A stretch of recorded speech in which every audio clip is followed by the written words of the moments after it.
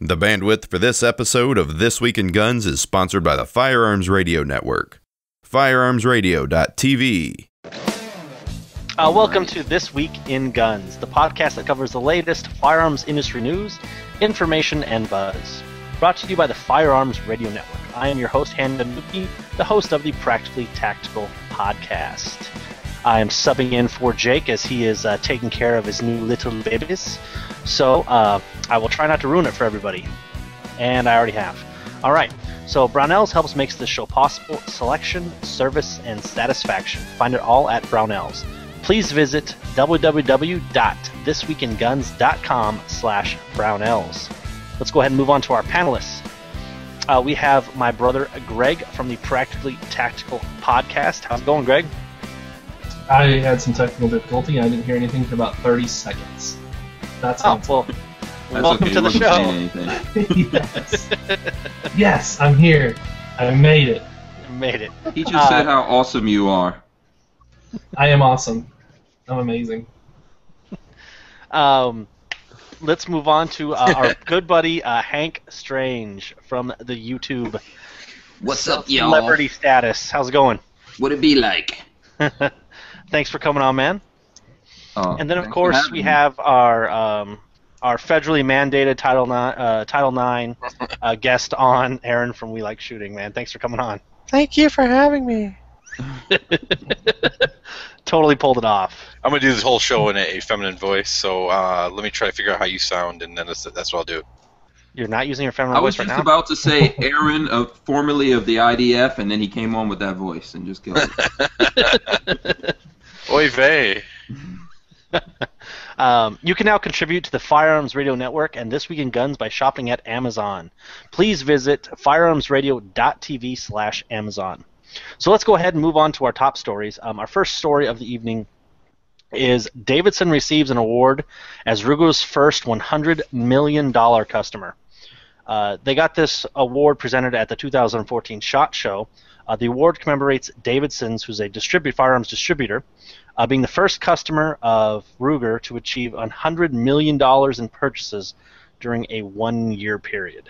I don't know how many ARs that is, or pistols, but I think that's a lot. Well, from what I read in the article, it said that they achieved that amount by selling 6 boxes of 22 LR that Ruger made.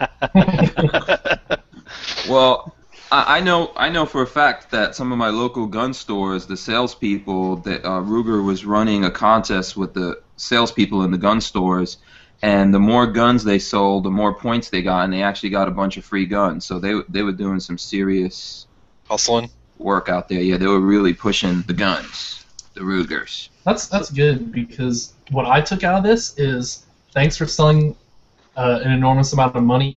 That's good they gave them something, because that's what I took out. Yeah, no, they got some good guns, man. They got to pick, I think, pretty much, whatever they wanted. I saw some guys got some really cool guns out of Ruger. Yeah, I mean, Ruger has some nice firearms too. I would purchase one myself. It's not a name that you scoff at, and the prices seem reasonable for the product you're purchasing. Yeah, I mean the 1022 is iconic, man. I was trying to get they had the Desert digital camo. 1022 takedown. I was trying to get one of those, but I think they were limited edition or something. Well, if you go to the I'll talk about it later. Sorry, but I mean, you can always just get a Cerakoted to the digital pattern that you want. But that's more than the cost of the rifle. Yeah, and then the bag and everything comes like that, which I like. Oh, really? The bag too? Yeah, I like the 1022, but not to bag on Ruger, but I prefer the Henry Survival Rifle better, personally. Oh, you do? Okay. Yeah, I think it's the whole containment system is better. The fitting is better. The feel is better. Just personal opinion, personal preference. Yeah, I've never actually rocked a Henry Survival, so 1022 I've had in the past. I'd say, Greg, how many times have I video messaged you about how do I put my 1022 back together? That should be you should put that up as a YouTube video. I need to make one because I'm never cleaning that thing again, ever. You always have problems getting it back together? If I do a full trigger disassembly, yeah, sometimes. Oh, okay. You clean your guns? I know. Not anymore. Not anymore. Just spray some frog lube in there. That's right. I told him to put it in water. Well, if you get an Anderson rifle, you can just put those in water. Yeah, that's great. Yeah. You haven't seen the Dawn commercials where they're scrubbing little ducklings off of oil? It's really cute. I'm pretty sure you can use it on a gun. Yeah. Well, I mean, if you use it to scrub the, as you say, the ducklings off the oil, I think that's a great thing. Yeah. Perfect. Perfect. Well, let's move on to another story here that's actually very close to me, as in the state that is south of me, Illinois, or if you're in Wisconsin, Illinois, because it harasses them. Or if you're in Michigan, it's just Illinois. Illinois, yes. They are issuing their first concealed carry permits within the next week here. I think that's absolutely awesome. I mean, it's about time, finally. Yeah, last state in the union. Yeah. And also, it's months ahead of schedule, so that's fantastic too. Yeah. I see in the article here. You guys make sure you check out the show notes. But they were congratulating all the police that had to set up all this stuff to kind of get it rolling. And so I believe they're still on they're expecting several 100,000, 300,000, something like that. Total applications this year, I believe. Applications, yeah. Yeah. And they're going to be able to keep up with that? We'll see. No. Have a year wait. Well, the big problem is local, jurisdictions. The local sheriffs, some are, just are denying people on personal bias basis. Mm-hmm. But I mean, it's ridiculous. If you go to Chicago, even though before the concealed carry, look how many shooting issues that they had there because people couldn't defend themselves. This is what I like about this story is the fact that you will see crime rates actually go down in Chicago and Illinois. Yeah. Yes. It's always a good thing. Well, I think you can look to just a couple weeks ago with that those couple guys that tried to rob that guy in Chicago at the gas station. Oh, the police officer, yeah. Yeah. There was three of them and one of him, and bummer for them that he was armed. And he was fine, and only two left. So. Right, exactly. Right, and you see, and that's a great point. I mean, there's gun laws that say people can't have guns, and yet here are the criminals who have guns. So luckily for the criminals don't follow laws, apparently. Yeah, yeah, exactly. If only we had a word for people who didn't follow gun laws, like criminals. Oh man! Wow. Yeah, and then and then the law-abiding citizens who follow the law. They're the ones who get hurt when they. Yeah, unfortunately, yeah. Yeah. There's a lot of good, hardworking folks out there that don't want to get in trouble, but they can't get out of the bad neighborhoods. And if they can only get a few ARs, man, they could take out some of those gangs. Oh, just like the A-Team? Hell yeah, man. Once a gang tries to roll into your neighborhood and do a drive-by and they get wet up by the neighborhood watch, that's over. For real. Okay? Neighborhood watch in a van. A black van with a red stripe. Yes. That's what needs to happen, man. No, I agree, That's how you're man. gonna stop that nonsense. Yes. Aaron, I'm sure you have a creepy van like that for sale, don't you? I'm going to the dealership on Saturday to take a look at them because the one that I have just has free candy sprawled on the side. So. You taking the Boy Scout troop? No, Cub Scouts, man. Cub Scout troop. Well, poor Aaron. He's really so sweet and innocent, but nobody knows. Hold on, I just almost choked. Yeah. Well, I Just appreciate saying that. My guest hosting career will hit a 1, and that's it. So I appreciate it. So, but let's move on to something. There's actually a rumor for a while that was kind of circulating, and then now it looks like it's actually been confirmed. Is Colt is buying LWRC for $60 million. Yeah. Yeah, pocket change for Colt, though, right? Yeah. What is That's that, like good and bad, three of their guns? Yeah. Well, it also says they're being sued. Now, did they buy into the lawsuit, or did the lawsuit come afterwards? They were like, oh, we can get money out of Colt, let's sue. I think. Well, so you're saying LWRC was being sued? No. Well, what happened was LWRC is selling their line to Colt, but one of the companies that they deal with, they probably had an agreement with in regards to some proprietary parts, and they're like, well, you can't sell. That's you can't sell. You can't make money on our idea. So it's funny how the article's written because it says $12.5. There's no M at the end. I'm like, wow, I'll pay that for them. You know? Yeah. Let me dig in my couch. You guys are all set. You're welcome. I didn't notice that. That's funny. You know, I know Adam Peeney from LWRC. He's a cool guy. Well, actually, it's Adam Peeney from Colt, isn't it?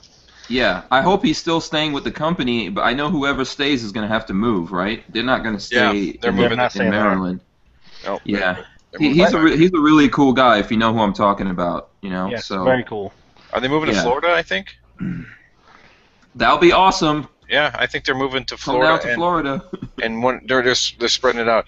But what's the cost going to be? I mean, not in regards to the gun itself, or I mean, not in regards to is the price of an LWRC going higher? Are they going to? Well, they're already a high priced gun, but they're really nice guns. Well, is it going to change? I mean, they said they're going to restamp them, so.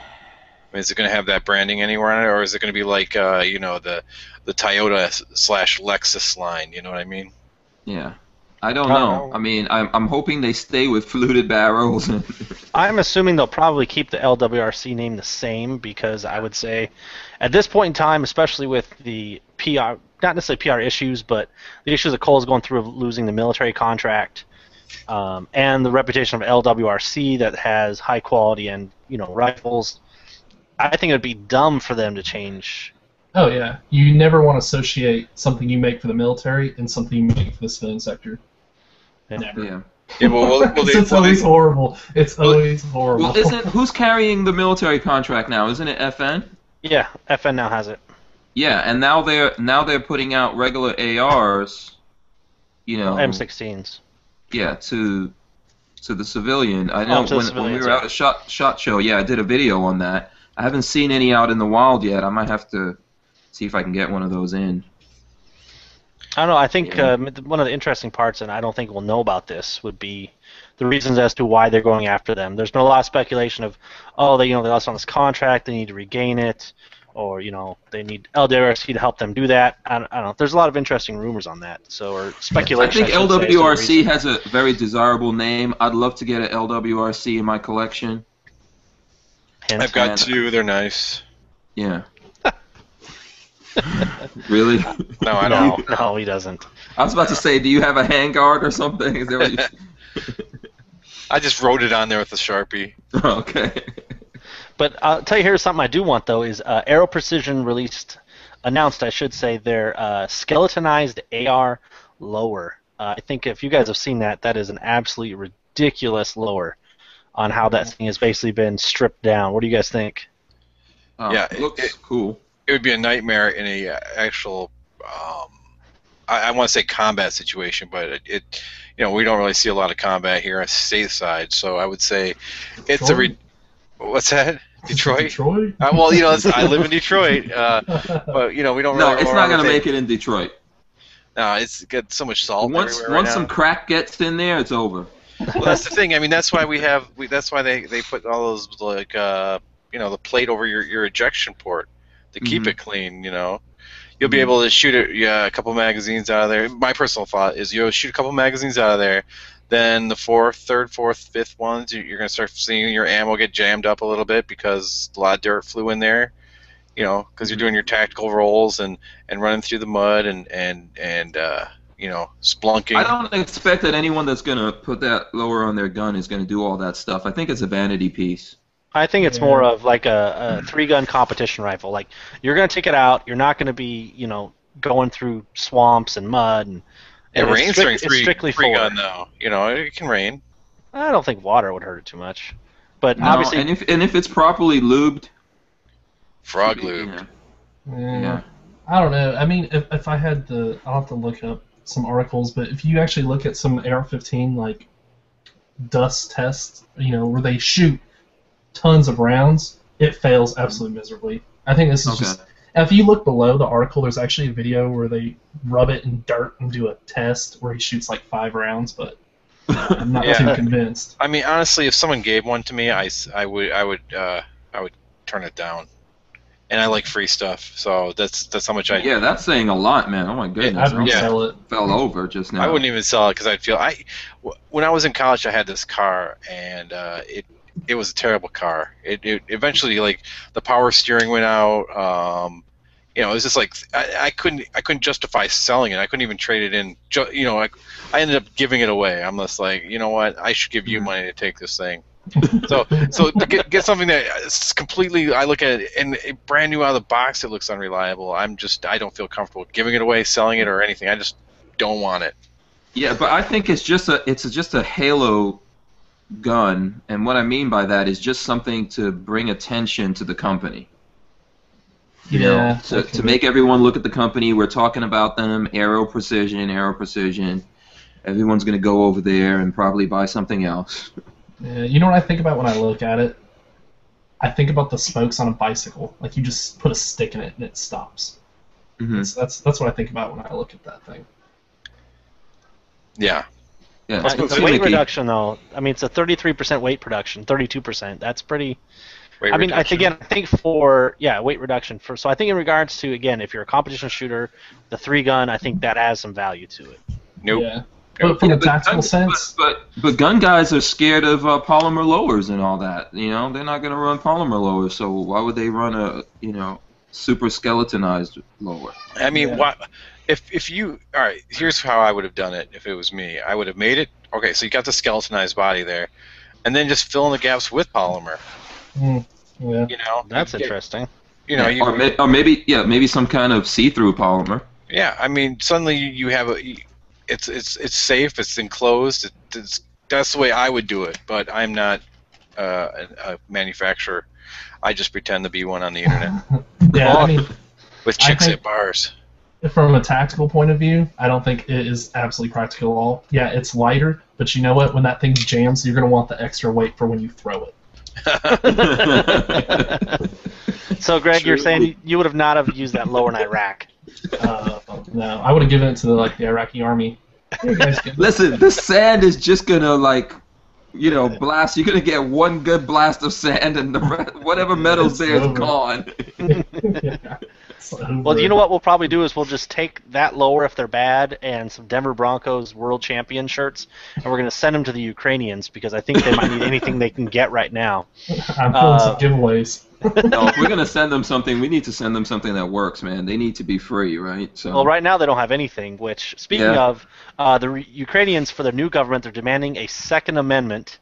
I should say just say gun rights, but they're demanding basically our Second Amendment after the whole government craziness that's going on over there. There's tons of videos of all sorts of shootings going on from their police, and there's a lot of crazy stuff going on over there. But I think they finally realized of what happens when your citizens are not armed and you have these giant governments that are armed to the teeth, and when you're not at the same level of them, stuff like this gets out of control.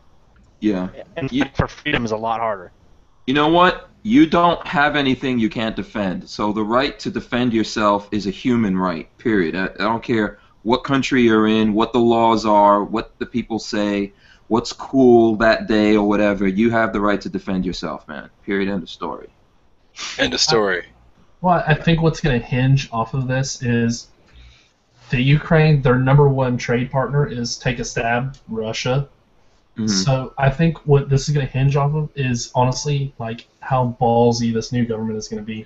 Because as soon as they say, "Here, this is what we want to do with the country," all Russia has to do is threaten. Here's the thing, though. The reason why they had this uprising was because the president said, "Hey, we're going to use Russia as our trading partner instead of the EU." When it was a choice between the two, and the EU offered growth and prosperity in the future, while Russia offered like $16 billion. So, I mean, So, I think if the Ukrainians can, channel a connection with the EU, then they're in good. They're good. However, Russia is just a bunch of F-bombs. See, Jake, I didn't say it this time. You know what I think? I think everyone should stay out of every other country's business, and the people in that country, if they don't like what's going on, they should fight, take over the government, make it the way it's supposed to be. We should just stay out of it. Russia should stay out of it. America should stay out of it. We're messing up a lot of places around the world. Russia's doing that too now. They're getting into that business. Well, with Syria, right? Yeah, I mean, that's the thing is Russia's economy is based on their allies. The U.S. economy is based on imports, exports from, China, Japan, countries we don't always agree with, Mm-hmm. But Russia, mainly, the way they make money is selling products. And one of the products they sell is arms. And like for Syria, it's huge for them to sell, for conflicts to be going on. The same thing with what's going on in the Ukraine. They have a Navy base there, and that's why they're so intent on keeping that base there, that naval base. However, if the Ukrainians get their way, they will be a free country. I totally support that. But again, Russia is like, you saw what they're doing. They're massing troops on the border. They're pulling the strings. Yeah. Mm-hmm. And if you look at it, and let's be clear. I mean, it's not all of the Ukraine. All of Ukraine wants to be free of the Soviet Union, or Russia, I guess now. I think it's the east or the southern part of the Ukraine is pro-Russian. Just like I'm sure during the Civil War era, you had pro and South and anti-South states, or pro-North, pro-South. But it's like that, and they could split into two countries. That's one of the conversations that are going on right now. I think having a firearm should be a huge thing for them. They Second Amendment right, or if I were the Ukraine, I would call it our First Amendment right. Yeah. Because you need to be able to protect yourself from a government that won't protect you, that may harm you. And we saw that when they went to the streets to protest, they were getting shot, they were getting killed, because they didn't have a way to defend themselves. And that's the whole point of the Second Amendment, is when the government becomes a tyranny, then the people need to be able to protect themselves. But absolutely. But to counter your argument with people, we shouldn't go in there and help, or countries should stay out of other countries' business. My only thing would be example where that didn't work would be Rwanda. That we should have gone in there, but genocide, I think, is a bad thing. As being a Jew, I'm kind of anti-genocide. I totally agree with you. Genocide is a horrible thing, but by us, listen, I'm going to tell you something. I've lived all over the world, okay, including in Africa, and all this aid stuff that we do, most of that money goes to the dictators in those countries. It buys us access. It does not help the people. In the end, what's going to happen if I'm worried about my family, I'm going to get out there and risk my life. I'm going to risk their lives to defend them. And people, what happened in America? I mean, America went through that, and that's why it's such a great place. Who came and helped America out and fought wars for them and gave them everything? I'm not saying America didn't have allies. Oh, the French. But we're talking farmers and all that went out there and risked their lives, right? So ultimately, people have to save themselves. If you don't save yourself, what's going to happen is just another dictator is going to come in, man. Look at Haiti. You don't have to go that far. Haiti is I mean, it's horrible what's going on in Haiti. And Haiti is one island. It's Haiti and the Dominican Republic makes up Hispaniola. You just go over the border into the Dominican Republic, and it's a totally different place. Oh, for sure. It's the same island. Well, it's funny. I used to work at this resort when I was in college, and there was Haitians there. There were people from the Dominican Republic. There were Puerto Rican, and there was actually a hierarchy of people. Mm-hmm. It was a class warfare with these people, and they were all from, a lot of them were from the general same area. Because we've created in Haiti a country that's sitting around waiting for other people to help them. And it sounds mean, and listen, I'm from Guyana, man. I'm from a third world country. I understand this. Ultimately, people have to save themselves. You can save someone, but you're going to have to keep saving them because they're going to rely on you to save them. Well, I think that's the moral of the story here. Is if Ukraine wants to stay independent from Russia or from a tyrannical government, they need to have a Second Amendment. They need to be armed. They have to be basically have our Second Amendment. That's That's and what they they need to have. realize how important it is. I think which they're getting that point right now. All right. Well, You know? and I agree. I 100% agree with this. However, I'm going to play a little devil's advocate here. Look at Afghanistan, where everyone's armed. You're allowed to have an AR or an AK or whatever they carry over there. I mean, it causes some conflict with the security forces, because just because you don't agree with somebody or something, instead of going straight to mediation, they go straight to the ammo. So sometimes it's good. Now, I want to see Ukraine as a free country. I want to see every country as a free country. I don't want to put our troops on the ground anywhere, except here in the U.S., so to speak. You know what I mean? I don't want us. I don't have to. But I want to see countries stand up for themselves. And with the Second Amendment right, I believe that's a good thing as well. I think it is. But let's move on here to a story from the Boston Globe a couple days ago of high-tech guns could revolutionize the firearms industry. And the reason this is kind of a big deal is now on the shelves in one California store, they are selling this Armatix IP-1 firearm. It's the country's first smart gun. And I believe the largest distributor of firearms in California. The Oak Tree Gun Club is selling it, and supposedly it's supposed to revolutionize the industry. However, if you really look, the article doesn't mention this, but of course this pistol is .22 long rifle. It holds 10 rounds, and it's $1,400 for just the firearm. And then of course you have to have a waterproof watch that goes with it to make it work, and that's another $400. Okay. So can you buy this with your WIC check? Let's see if it says that. I don't think so. It's interesting. I was actually reading another article yesterday. I should have paid more attention to it because I wasn't expecting to be on. But they were talking about a firearm that was coming out to the market that it sounded the same thing. I'm not going to say it is the same thing, but it also had a remote shutdown feature, as in someone could shut it down remotely. Mm-hmm. I don't know if that's the same, but I think it's funny that this comes out at the same time. Yeah, I think it's a terrible idea. I mean, or let me rephrase that. I think it's a great idea if you want to buy it. I think it's a terrible idea if it's mandated that all guns do this, because you know what's going to happen is that little watch that you're wearing, and call me paranoid, but that little watch that you're going to wear has an RFID, I believe it uses an RFID chip. Yep. So all the government has to do is, where are all the RFID chips at? And suddenly they know where you're at, and they know you have a firearm.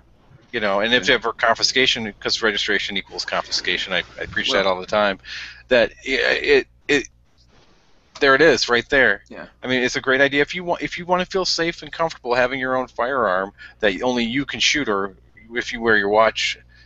But in the article it said one of the reasons why, and I'm sorry I'm going on, but I'll relent here in a second.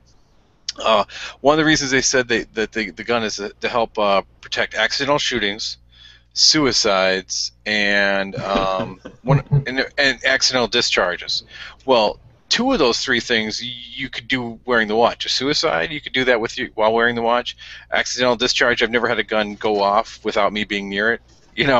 So accidental discharge is you kind of need to have the gun in your hand. That makes sense, yeah. Right. And I can't remember what the first one I said was, but yeah, their reasoning behind why this is such a good idea is poor reasoning. Yeah. Well, here's my experience of this thing. I saw that gun on the last James Bond movie, and it didn't work in the movie for James Bond either. It's nonsense. I know this technology has been out for years now, because I know originally this was pioneered for law enforcement. Mm-hmm. As to where you had to have this watch on, and the firearm wouldn't go off unless it was in your hand. So just to prevent an officer being disarmed or something like that. It's been out forever. It's nothing really new. I just think.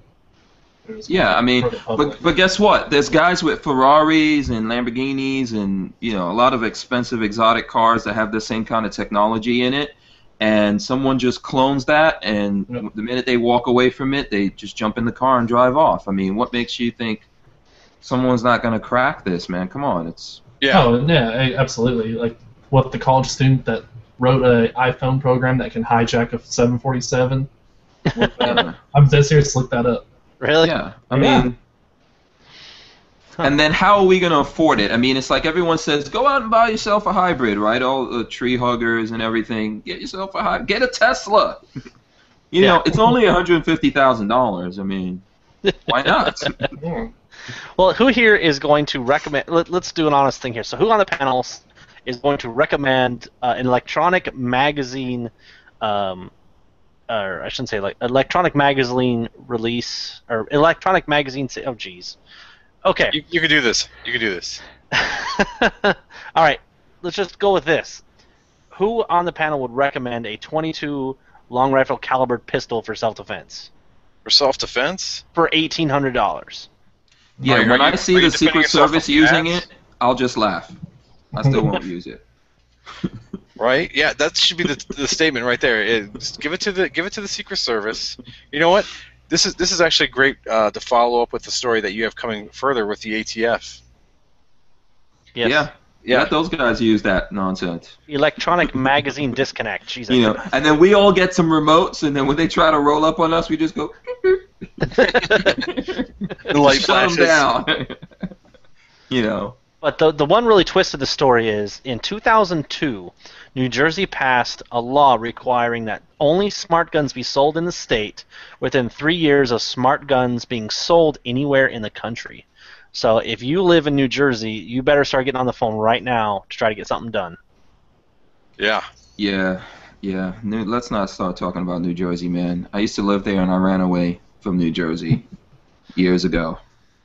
So if you guys had to pick something worse, micro-stamping or this? I mean, they're both terrible. Which one's worse? Micro-stamping? Micro-stamping doesn't work. Well, none of these work. None of these will do anything. I mean, micro-stamping, once you shoot the bullet out of the micro-stamping, whatever it hits will probably be deformed. You know, if you use ballistic testing, you can tell what gun it came from just by matching it to the barrels. It's another layer of security blankets for people who are afraid. Let's do this, maybe that will help us. No, it doesn't help us. It just causes more cost in the end production for law enforcement, your tax money.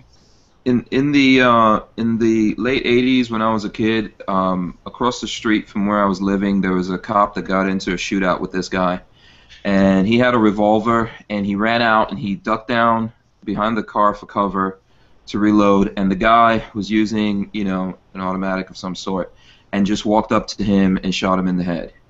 Okay? Do you really want to start getting into this kind of nonsense? Do you really want something, all this crap getting in the way of saving someone's life? The minute we start losing people like that, things will change. And back then they changed. They decided, we're gonna give these guys more capacity out there, right? Yeah. And now we're trying to go in the opposite direction of that. What sense does it make? Yep, that is. It just doesn't make sense, man. That was a terrible thing. Yeah, why do we want to keep doing this? If he would have practiced with the We Like Shooting challenge, you wouldn't have to worry about those 6 rounds not being viable. Just saying. Well, if they're like you, where they just edit it in. You guys, I will be happy to go to the range with any of you guys. I just want to point out, you saw my video with Jeremy, where I put that. I mean, it was a big pizza-sized group, but that was at 50 yards with a pistol. Or someone over here, right? Someone, down a few from me who hasn't even put anything out. But I've won, so it doesn't matter. Wow, I don't know how you do that, man. I mean, you're drinking some serious Kool-Aid if you've won. For those that don't know what we're talking about, We Like Shooting is putting on a shootout. And so if you can get in on this, you guys are all invited to go to welikeshooting.com/shootout. We have a contest going on, so you can go there and get in on it. Do some shots, record it, photograph it, whatever. All the details are there. Yeah. And you know who's on top of the board right now? My buddy Yak Yaz. And your brother should know what Yak Yaz means, right? I told him. That means. Yeah, he knows what that means. My brother my buddy Yak Yaz. I think he's watching or listening. I don't think Greg's that big of a fan of that, if I remember right. No? No. And all I have to say is, out of the four of us here as panelists, I think I was the best shot out of. Oh my God! What are you smoking? I mean, there's some. Is in Detroit? Do they mix meth and crack? Is that what you're smoking? Out of the four of us here, I think my group was the tightest. I'm just saying. I mean, I didn't beat Yak Yaz. No, I don't think anyone can beat that unless they're putting it all through the same hole. Well, but, if your thing was legit, you did good, man. Thanks. It was legit. I swear to God. Yeah. Oh, okay. All right. I'll give you props. You definitely did better than you know who. HandgunNewbie. This guy right here. He who shall not compete. We'll see. We'll see what happens tomorrow. Maybe something happened tomorrow. Oh, really? And maybe not. But let's move from crappy firearms to kind of cool firearms. I believe it's Chiappa, if I'm saying their name right, resurrects the old M6 survival gun that has 10-plus caliber options. I gotta admit, I don't think it's too practical-ish, but it's really cool. So you guys got to go check out some pictures on this. It was released at the 2014 SHOT Show. It's basically it's a fold-over type shotgun that does like 12 gauge, 20 gauge, 22, 410. It's an over-under type. It is really kind of cool. It originally comes from actually the military. This was issued to, I believe, some pilots that this was kind of their survival crash. They would get this. Basically, it was a rifle back then to where you use it to acquire yourself another type of firearm. But I got to admit, it looks absolutely beautiful. The way that they make you utilize all of the space, it holds some calibers in the actual stock. I kind of maybe want one. I gotta admit. It's kind What's the price point on these going to be? Probably more than it's probably worth. Now that's a subjective term, but retail kind of cool. $749. Oh, there it is. Oh. Well, you know, my brother-in-law, or not my brother, was asking what kind of gift should I get my father-in-law, who's an avid shooter. And there was another kind of gun. There's other guns out there where you can swap barrels on, like this. And he was asking me about that. And we got to talking, and I said, you know, it's a really cool concept. It's a lot of fun to take to the range once in a while, but the practical standpoint, you know, is you're going to find one caliber that you like the best, and you're just going to keep it, you know, that one in the rifle. So eventually, basically, you're buying a rifle and for $700 and some odd that occasionally you'll change the barrel on, but not very often. It's like a sandwich platter. There's one sandwich you really like, and the rest just suck. Yeah. Right. You still have all these sandwiches. Yeah, I mean, how hard is it to find 12 gauge? No, it's not. I mean, I probably have more 12 gauge than anything. I know. There's so much 12 gauge. I'm actually considering going out and purchasing a 12 gauge. You know, it's like, oh, you know, seriously. Now check out all the calibers here. It supports 22 long Colt, which I actually tried to look this up and find some information on it, and I see a bunch of old rifles that are for sale, but no information on it. But it has 38, 357, 45, 9mm, 45 long Colt / 410, 12 gauge, 223, 726 by 39, and 308. Yeah, those are all the caliber it's a good concept. Here's the thing: it needs to be cheap enough, and it needs to be some way where you buy this and you just put it up, like, you know, you tuck it away somewhere in your truck or something like that, and it's cheap. And if you happen to be out in your truck and then the apocalypse hits, you've got nothing else to go to. But to spend that much money on something that's only going to be used under those circumstances, I don't know. Actually, if you choose the 20 gauge option, it's expected to be priced up to $375, but that's without any inserts. Oh, that's without the inserts. Okay. Yes. That's not too bad. Yeah. Maybe we should take these and give them to the ATF, because in our next article from Gawker, the ATF agents keep losing their firearms. Yeah. Do they give it to drug cartels? Probably. Why you're joking? Yeah. So in the past 5 years, the Bureau of the ATF, tasked with cracking down on illegal firearms, have lost at least 45 of their own government-issued weapons that have been either lost or stolen. This gives some great example of they've left them in bathroom stalls, hospitals, outside of a movie theater, on a plane. Are you kidding? On a plane? Nice. What do they do? Just like take it and be like, oh, I'm gonna. They're just trying to help. They're just trying to help the next hijacker. Yeah, what is this? Here's a great story. In Los Angeles, 2011, an agent went out to a bar drinking with other agents and friends, reportedly consuming 4 alcoholic beverages. The next morning, he woke up and realized his Glock was gone. It was never found. I think the ATF should change their That's not initials. the real story of what happened. Yeah, they should change their initials to WTF. Because There was some escorts involved in that. And there was definitely some drugs and alcohol. You know, this kind of hits home a little bit. When I first got out of the Army, I did some range cadre for the National Guard for some deploying units, and there was a couple of incidences where people would go off the post, go and get something to eat, right? And then we'd get a call from the local police saying that some people left their 9mm in McDonald's. Oh my God. Not bash the National Guard or anything, but holy cow, try not to leave your pistol at a McDonald's. Well, here's the real sad part about the story is this is an improvement. From 2002 to 2007, ATF had 76 guns lost or stolen. And that's this is losing 50 guns is 50% better for the ATF. Listen, I believe all of that, man. I think the ATF should be disbanded. Yeah. You know, Yeah. Oh yeah. Come on. That's a thing we don't really need. I think they're hitting the alcohol part a little too hard. I mean, yeah. It's a lot of nonsense going on there with the ATF. I mean, that's probably some of those agents that were out at SHOT Show. Probably. But here's the minimum penalty is a 1-day suspension. You can lose a gun and get you get a day off. A day off. That's crazy how these guns are missing. Yeah. Paid or unpaid? It doesn't matter. They'll probably get paid anyways. It doesn't matter. Yeah. Yeah, the union. Come on now. Well, on top of that, it used to be worse.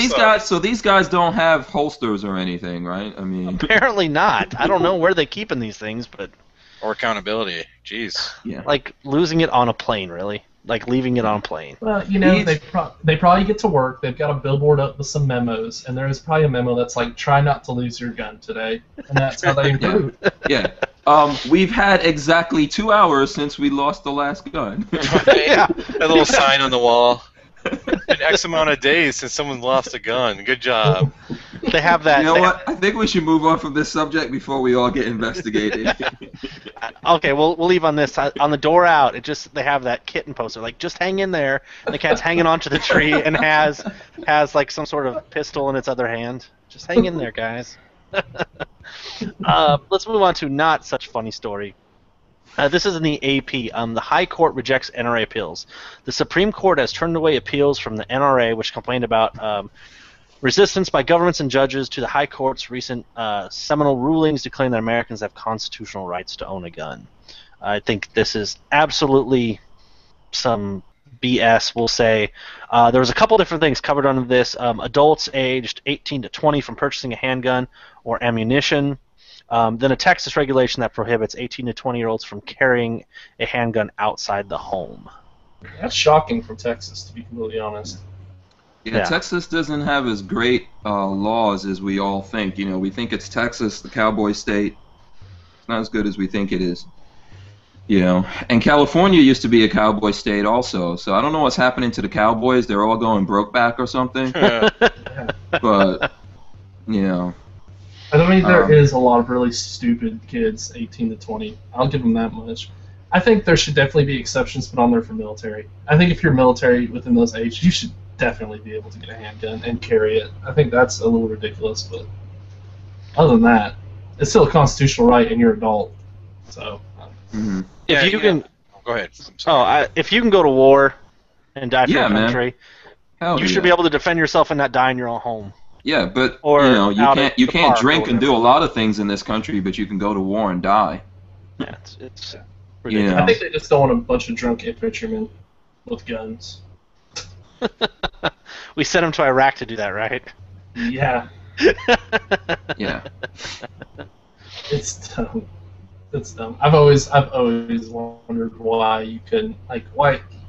I mean, I'm trained with firearms from such broad spectrums, from, you know, an M4 to a 25mm cannon, but I can't purchase and carry a handgun. Mm-hmm. Yeah. My goodness. Yeah.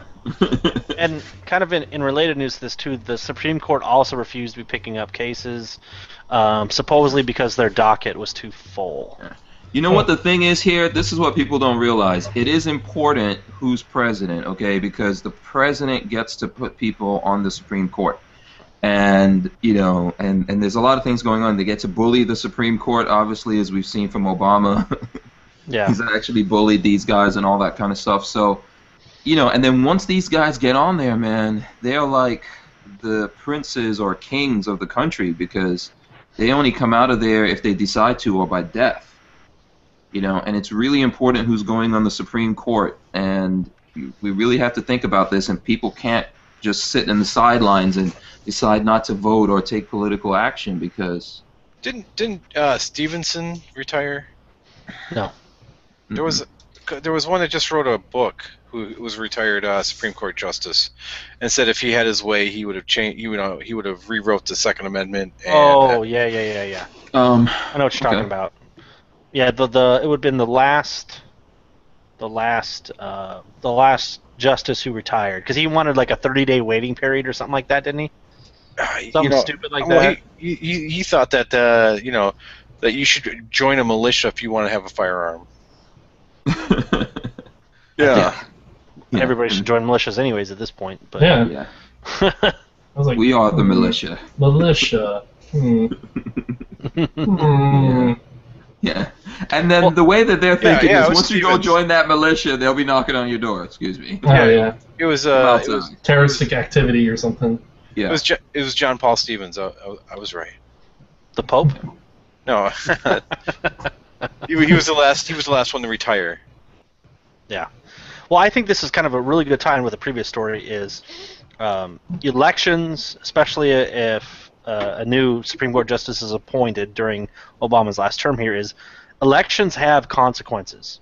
And especially look at, for example, 2002 in New Jersey. How many people have said, oh, okay, well, there's going to be this gun coming out in 10, 15 years that's going to really kind of screw us over possibly.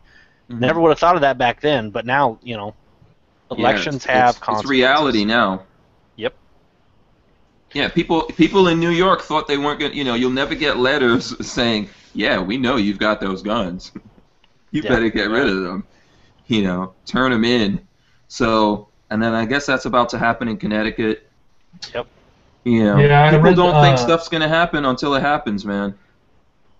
I don't know if I was reading that article off somebody's page. There's actually a video out of this chick that calls into her, I think it's her county, whichever she's residing in, and asks, hey, I got a letter saying my husband didn't register his firearms in the allotted amount of time, and he's supposed to turn them over to like a dealer or some law enforcement, and they're asked what happened.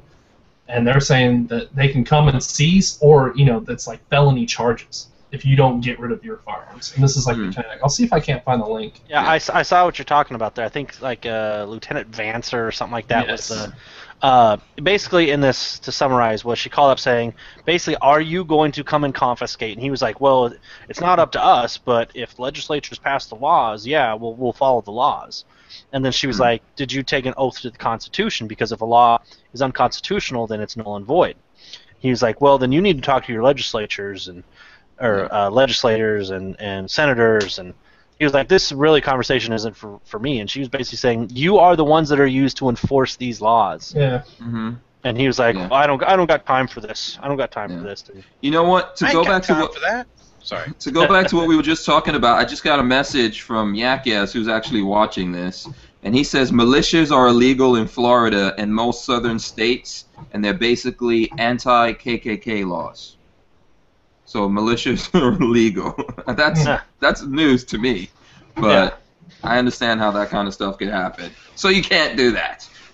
Well, I would say let's make our own Facebook militia. Let's do that. Facebook. I've heard of Instagram militia. Yeah. We're going next on to our Forbes article with Facebook and Instagram in talks with gun control advocates seeking to ban gun sales on social sites.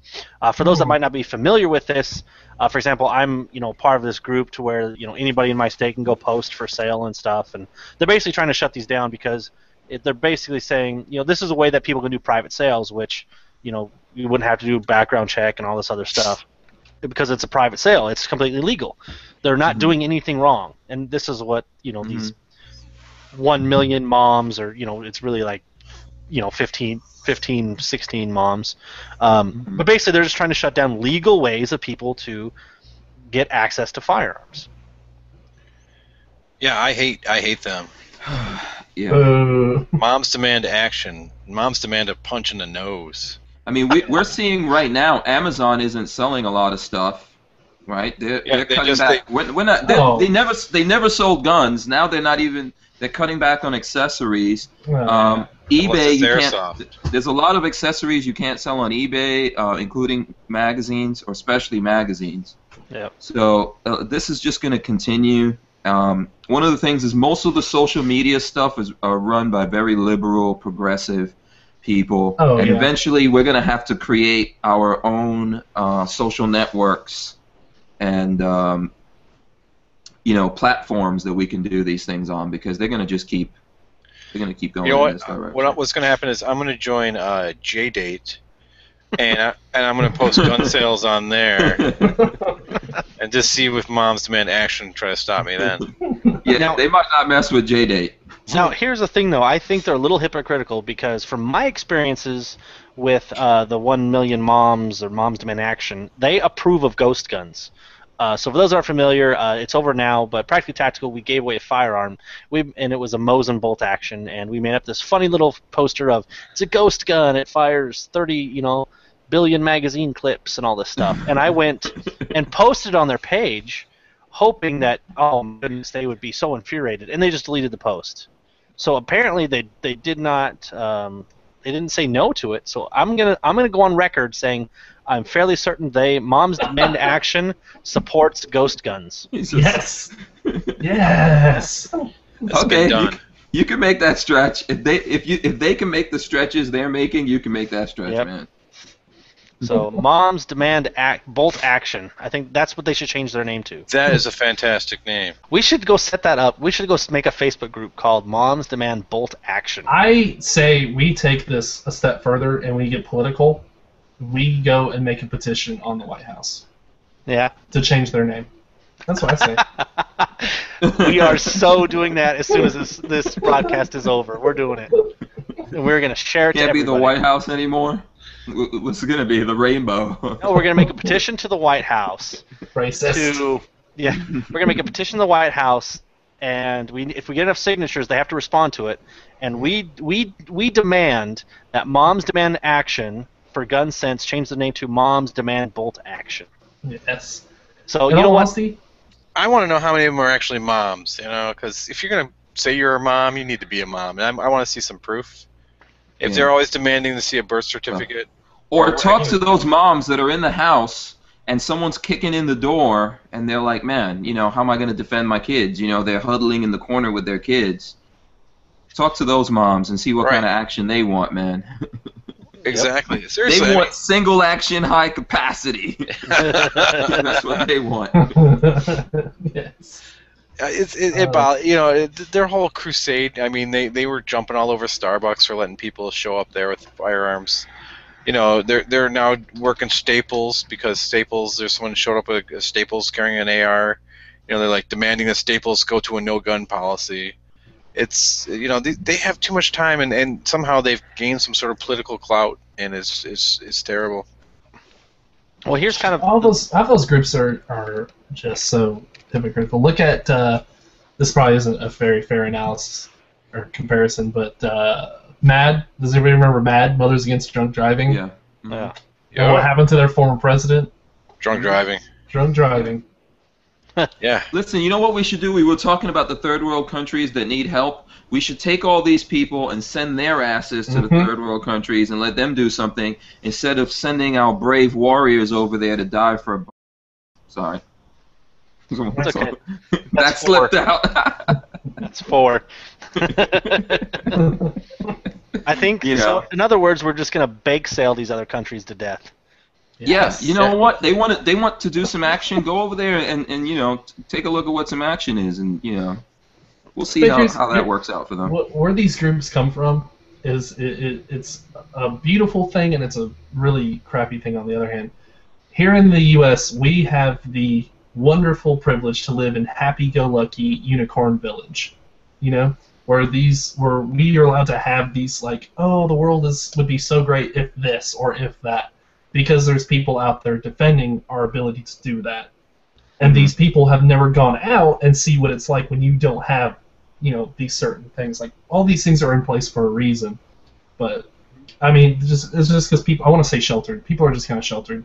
You go out to some of these third world countries and stuff like that, and you'll come back and be like, "Oh, thank God I have this." Yeah. That's what I think it is. And no one in any of those countries believes you can love and peace people into love and peace. Yeah.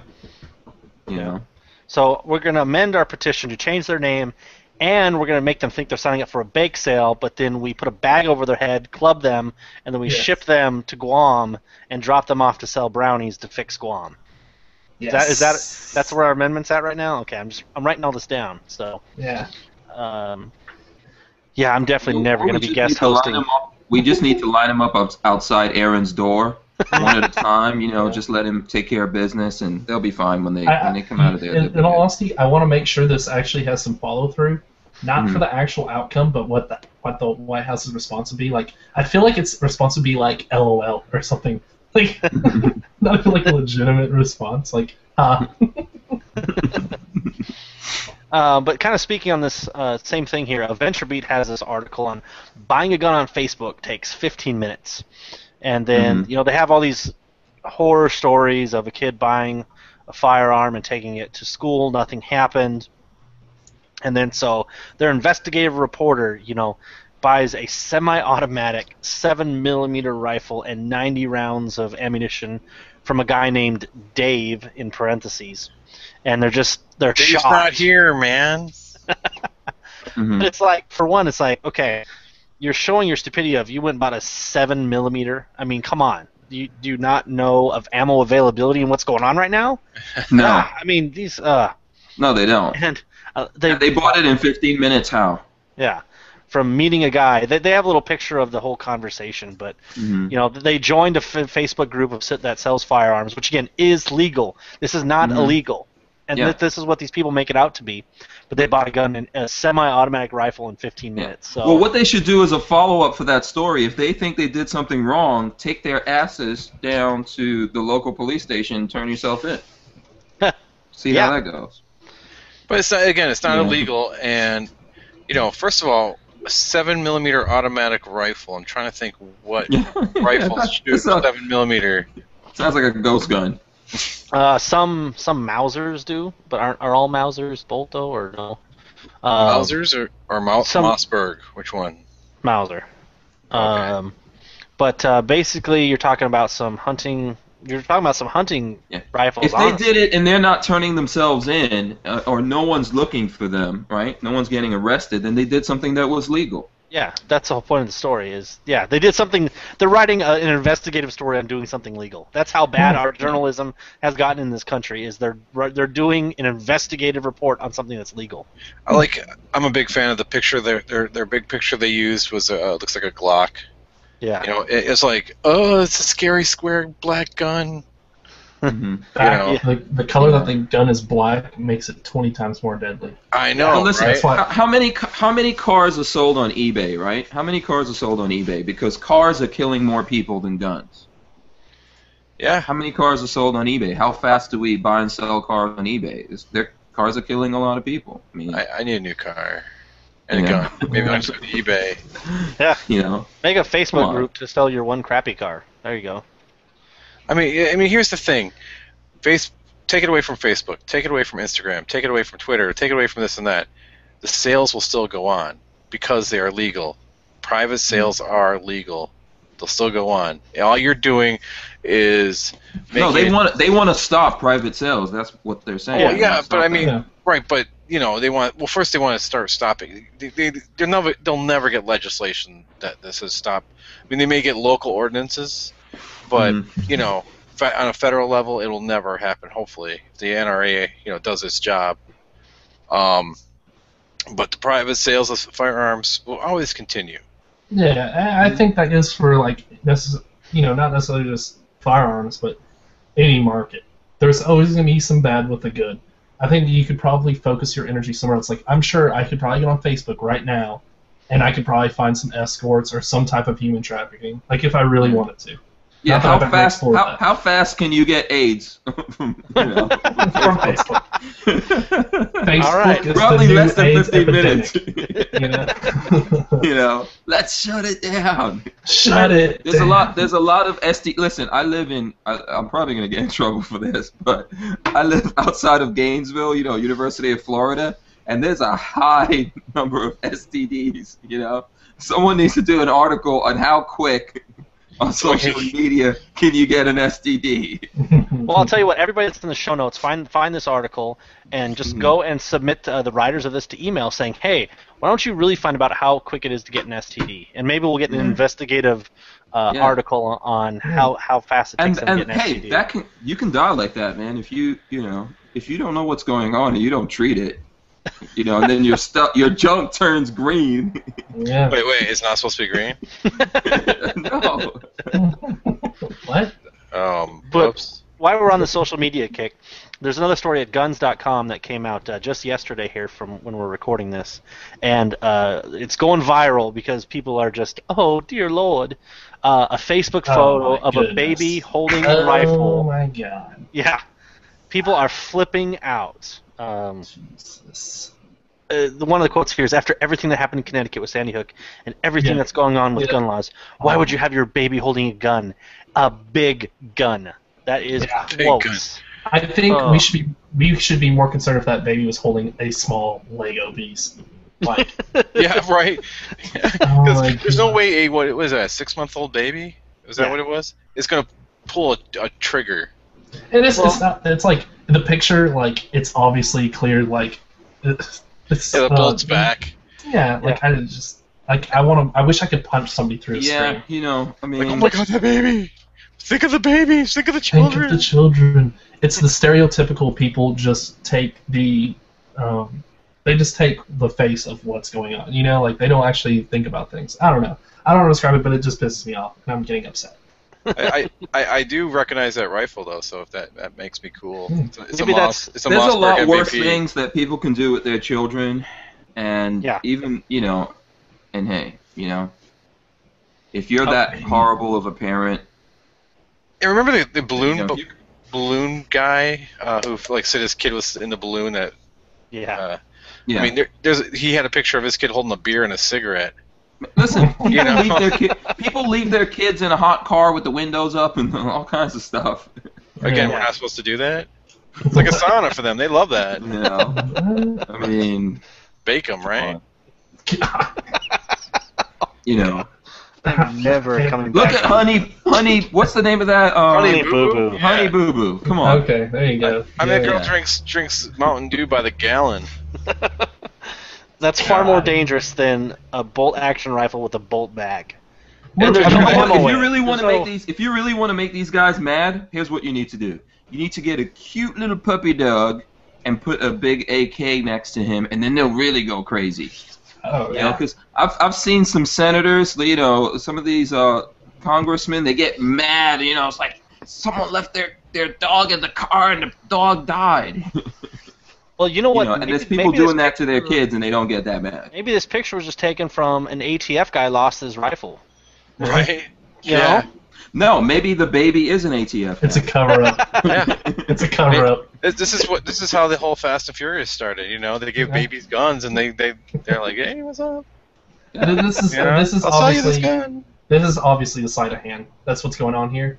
They're like, oh, Fast and the Furious, quick! Someone put a rifle in a baby's lap and take a picture. It's your child. I mean, if you're not hurting your child physically, I mean, it's an ugly baby. This is your child. It's like when people get mad because some skinhead calls his child Adolf Hitler. What do I care, man? Thanks for identifying that idiot.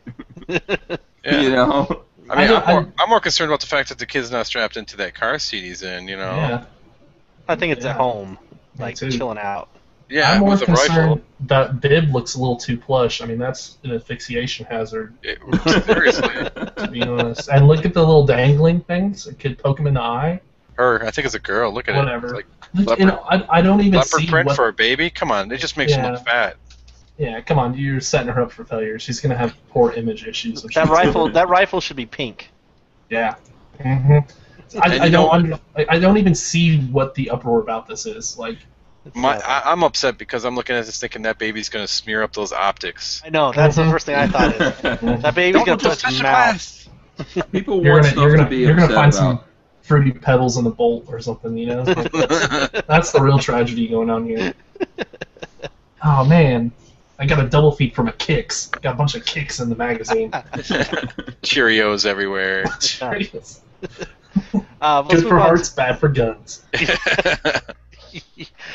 Somebody, please, out there that's listening, Photoshop that, please. Let's move on to our next story from Fox News here. Bible stops 2 bullets to save life of Ohio bus driver. I like his comment. I like the comment he gave to the news. Did you read that? Yes. Read it, Greg. Hold on, let me find it. I've heard stories about that happening during the Second World War. I'm glad to be in the club. That was his remark. There's a club? Yeah, apparently it's a club. Yeah. It's a club to get shot. I think I'd rather be in the Mile High Club. Right? Yeah. I think I'd rather be in Aaron's Boy Scout club. Dude. Really? That says a lot about you, man. Hey, I'm just picking the lesser of 2 evils. That's a Freudian slip right there. I'm trying to figure out what he was shot with. It doesn't say. Was he shot by a 22 smart gun? Yeah. And the cover stopped it. There's not much information on it. That's a good reason to stick to your Bible. Yeah. Now, hold on though. If for those, you got to come read the story, because the guy that it stopped 2 bullets, but he also got shot in the leg after he tried to wrestle the weapon away from one of the guys, and then he also got stabbed in the arm from another guy. Where was he at? Detroit? Probably. This was on a bus, you said? Yeah. Bus? Oh. The RTA. Did you read the comment above that? The Wagner reportedly told police that one of the assailants was heard telling the other to kill the man if you want to be all the way in the club. Yeah. Some type of initiation or something, I guess? Did you see the man, though? Did you see what the guy looks like who was attacked? He's got these... I'm not going to pick on the way he looks. Yeah, you should definitely not pick on the way anyone looks. Dude, I'm like a chick magnet. Are you kidding me? Really? Small birds. You can say that on a podcast, but we're all laughing because we're live. So I have a face for radio. Actually, we just got a Facebook comment on We Like Shooting saying it was one of our regular viewers who said he finally watched a live show and he asked if my camera was out of focus or if that's just how I look. That's how he looks. Yeah. That's how he looks. Wow, that's a new one. I feel if you turn your Is your camera just off, out of focus, or is that how you look? I feel like if you turn your camera off, ratings would go up. Yeah. But here's the thing, though. So it was this Bible there. They reached. It's kind of this different kind of Bible, but they reached out to the author of this book called The Message, and he was thrilled to know his book stopped the bullets. I think that just has a nice touch to it. Oh yeah, because maybe he's gonna get 10,000 more sales or something. Yeah. Well, there's probably gonna be a bunch more bus drivers in Dayton carrying around his books. I can tell you that. It's gonna be #1 seller on Amazon. Yeah. No, not Maybe Amazon. let those bus drivers open carry. Yeah, no, that's exactly what. Hopefully, this guy will start carrying after this if he can. Well, I'm sure he probably works for the city and can. So why would they want them to defend themselves? Yeah. Oh, it's Ohio. No wonder. Ohio sucks. Boo. Yeah, boo, Ohio. If you're from Ohio, just turn the radio who's off. from Ohio? Well, the guy who got shot. Ohio's a terrible place. No, nothing good ever came from Ohio. If you can name one good thing that came from Ohio. These nuts. Exactly. Like the Wright brothers were from Ohio, is that right? This is worth a Google. What good comes What's Ohio? from Ohio? If you want a tire, tires, go to Ohio. Here's Wiki Answers. All right, what do you got? Wait, we've got a bunch of friends on YouTube in Ohio, right? I don't have any friends. I think isn't VSO in Ohio? Yes, he is. Yeah. Move. Okay, well, no. Okay, you know what? Nothing good came from Ohio. I mean, actually, Wiki Answers. This is official. This is Wiki Answers. What are some good things that come from, or what are some good things about Ohio? The top number one answer is nothing. Is that where the list ends? After that is actually the question of what are some good things that come from France. The number one rated answer was also nothing. Yes, I agree with that. Well, let's move on to a kind of a way cooler story. It's from the Daily Mail, and these are the kind of stories that are the exact opposite of what happened here because they had firearms can stop something bad. So the headline is she wasn't scared a bit how an 11-year-old girl grabbed a gun and shot dead cougar that was stalking her brother. The language on this is just absolutely terrible. Mm-hmm. The story here is, because the title is terrible, is there was an 11-year-old boy that was walking back to his house, and there was a cougar stalking him. And the dad thought, girl? The girl shot it. It says how girl 11 grabbed gun and shot dead cougar that was stalking by 13. I like how it says how girl 11. How girl 11. Yes. Yes. Yeah, let me finish the story. Well, you just said there was a girl who grabbed a gun, or a boy who grabbed a gun. This story is the headline is mislabeled or something. Yes. No, the story is, so there was an 11-year-old boy walking back into his house from being outside. There was a cougar stalking him. The dad saw it and tried to go get him, and when the dad started getting close to the boy, the cougar was coming, and then the girl shot it. It was a female cougar, so you know what? Yeah. She went after with that 9-year-old. Wait, she was running away from Aaron, actually. Here's the thing I'm trying to understand. You're telling us a story. You say it's an 11-year-old boy who the dad was trying to go rescue. Yes, and then the sister came out and shot it. Right, but according to this, the boy was 13 and the girl was 11. Oh, okay. I messed up the years, how old they were, but... No, that's what I was just trying to figure this out. I'm sorry. Look at that girl. She's holding it. She's kind of... Oh, no. She's too young. Never mind. Anyhow. Aaron, I know. You got to count to 10. Count to 10. What's funny here... I mean, what'd she use there? That looks like an... what is that? A Remington? Looks like a 788 or something. Really? 234. Remington 234? Yep. 234. All right, yeah, that's... So she's been using since she was 8 or 9. Yeah. Well, in the end, the girl did the right thing. Absolutely. From what I see, she's been hunting for a while. Yep. Yeah, that's great. Shelby White, 11, is posing with the cougar she shot dead last week at her grandfather's property. That's cool. I wouldn't mind having one as a pet. Put a saddle on it and ride it to work. You would kill it. That's this. You did that. You did that to this one, and it ran away, and that's why it was so in the. But here's a good reason why right here. Why I mean, kids. In some circumstances, kids should be armed, man. I mean, what if these kids are walking to school or something, and out comes a cougar? It could happen. Yeah. Yep. Then the story will be totally different because at their age, they're not going to really be able to go. She would not have been able to go toe-to-toe with this cougar. None of us here would have been able to go toe-to-toe with this cougar. I don't know. Aaron might be able to handle it. Maybe. Yeah, well, yeah. If he does what he was going to do to the Mothers Against stuff. Well, yes. I would. We'll have a Cougar-Aaron hybrid. Well, I think a Krieger. Yeah. Well, I think what needs to happen though for our next story is they need to get this 11-year-old girl to come to this class for our next story here. So, gun safety class backfires. Man shoots self and wife. So during a gun safety class, a man in Virginia shot himself in the hand while in the class. The bullet continued and struck his wife in the leg. So I think what they knew is they reached out to this girl to come and teach firearm safety to this guy. But what happened is they were in some class, about 5 people in the class on a Saturday, and he fired a .45, went through his hand, continued, and hit his wife. It's not really too much of a story. Well, it's a better story. It's not. Well, let me rephrase it. It's not as good of a story as the one where the guy who robs somebody, then shoots himself through the testicles and into the victim's leg. which was 2 weeks ago's story on This Week in Guns. Yeah. You can't make this stuff up. No, it's hilarious. Yeah. Oops. Well, this is why the first thing you're supposed to do in these classes is clear everything. You're not supposed to have any. Yeah. You know. I wonder if those 5. But this was in the home, right? No, this was in a class. This was in a class. In an actual classroom setting. Yep. Yeah. At a safety class.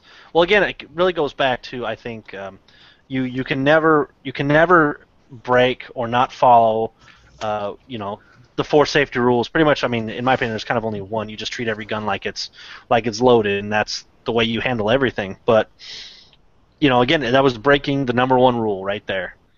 Mm-hmm. Well, all the rules, but I think it's always a good reminder of no matter how good you are, for those that have been firearms forever, or even for the new people, you have to always follow those 4 basic rules every time, no matter what. Because if you don't, it doesn't matter how experienced you are, if you pull the trigger, the gun will go off if there's a bullet in the chamber. That's the way it is. Doesn't matter how awesome you are. Yeah, and one of the things that happens is the more you do something, the more likely you are to just skip over these things and for something to also go wrong. So that's why all these things are in place, and if you follow them, you can avoid situations like this. But the more you get at, this kind of stuff is going to happen. Accidents are going to happen. Yeah. Well, actually, I did a little more research into this, and I actually found a bigger article on this. Mm-hmm. It says it's not indicated if it was a private residence or a gun range. Reports also do not mention his credentials as a gun instructor. He apparently left the room with his students and loaded the firearm. Surprise! And, from those facts alone, it seems that Thomas F. Stark, whatever his name is, failed to follow the NRE's classroom safety procedures, which state no live ammunition is permitted in the classroom. All firearms carried in the classroom must immediately be inspected to ensure they are unloaded. No, I think that's actually a different story because I have different names. But I know the story you're talking about.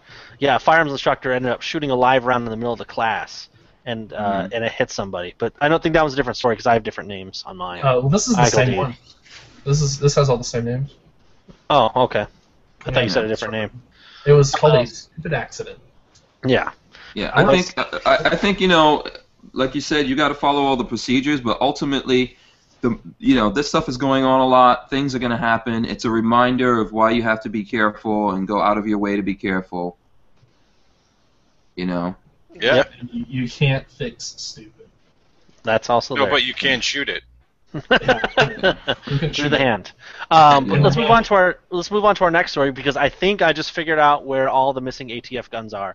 So on our guns.com article here, it's stuff you can find in a Mexican drug lord's house. This week, the Chive posted these photos from a recent raid on a Mexican drug lord's house. Gold-plated guns, check. Rooms literally overflowing with money, check. Big cats, that's a check. Dude, that's how much cash was not exactly stated. But it's the largest cash seizure in history.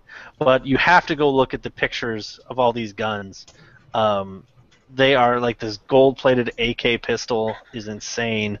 The amount of cash pictures in this are just... Oh, yeah. Yeah, it's painful to look at that much money and realize that I have like 25 cents in my wallet. And it's not even like a quarter. It's like 5 pennies and a dime and 2 nickels. It's terrible. You have to go check out the show notes on this because there's just like the AK pistol. Yeah, my personal favorite is the Jesus Piece hand grip. Oh yeah, man, yeah. But if he definitely believes in Jesus. Yes, definitely. You have to scroll down and look at all the cash stacked up in one pile. That thing is like 10 by 10 by 4 feet maybe. I would pay money to see that movie. Yeah. That's how much it is. I like how there's little tiny Ziploc bags all strewn around $30,000 in the corners it's like chunk change. I would pay $8 to see that stack of cash, but I would pay $10 if my $10 is added to it. Yes.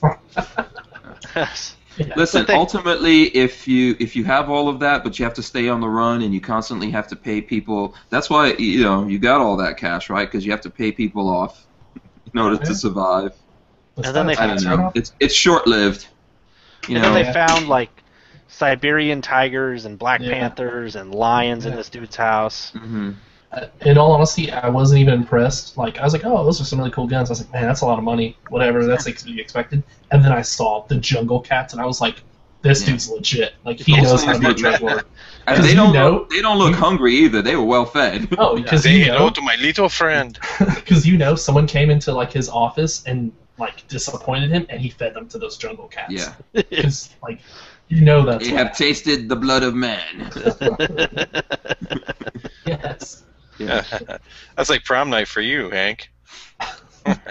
Oh, okay. Chalk one up. Yes. Zing. Chalk one up. He was just saving that one to snipe me. I'm on it. Well, let's move on to our next story here, which kind of ties into our first one that we covered. So an ATF report is AR-15 manufacture doubled from 2011 to 2012. It's kind of obviously if one company sold $100 million in 1 year, they were selling some ARs. Mm-hmm. So the manufacture of AR-15 pattern rifles more than doubled from 2011 to 2012. The number, to paper number of over 825,000. I say paper because the 825,000 does not include AR pistols. That's kind of interesting. So you gotta imagine there's at least over 1 million ARs manufactured. Yeah. That's manufactured. Did you see how many ARs at SHOT Show? I mean, it's my god, yeah. It says Very popular gun. it also doesn't include ARs manufactured by Remington or Bushmaster. Okay, so it's way more than that then. Yeah. I think what they say, the number would approach even million. Yeah, if you think this is an article, I'd love to see the 2013 to 2014. Yeah. For those that we're going up on that. Yeah, and for those who weren't square, that's before Newtown. Yeah. So. Well, you know what? The AR is probably, if it isn't already, it's approaching the most successful platform. So. Yeah. What can I say? Is dead. So. What's that? Oh, the AK? I have an AK. I love it. Oh, I'm saying like the actual dude is dead. Oh, yes. It was in the news I don't know if anybody saw that. It was in the news a couple weeks back. Yeah. Yep. Yeah. And we get to move on to our next article. It actually features somebody on the panel. Armed Detroit resident fights back against criminals. City sees 3 defensive gun uses in 1 week. So I gotta ask you though, Aaron. Somebody needs to teach these guys to shoot because one of these times they're gonna get you. Did you like that twist? I did. That was really. I didn't expect that. Well played, sir. Well played. So there's been one big story was there was a mom that had some guys kicking in her door that were armed, and she used a high-point carbine. Yeah, high-point carbine. Rusted to fight them off, and there's just hit them with it. Here. Yeah. You cannot knock high-point, okay? Well, you know what? Every gun. When she needed it, that was there, man. When she needed that high point, it was there, right? Here's the thing about guns in Detroit. Every day you go on the news and there's a shooting, there's a drive-by, and I'm not trying to say Detroit's a horrible place because it's there's certain bad parts of Detroit. There's beautiful, gorgeous parts of Detroit. There's gated communities in Detroit. There's high-rises and super expensive condos in Detroit. There's a whole riverfront community in Detroit. There's Belle Isle in Detroit, which is another great place. But there are some really crap holes in Detroit, and there is constant gun violence, and there's constant violence. There's crack houses, there's drug houses.